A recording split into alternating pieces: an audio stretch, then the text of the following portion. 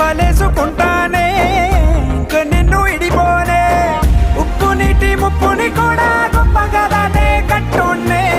నీ కంటి నీటికి మాత్రం కొట్టుకుపోతానే నీకోసం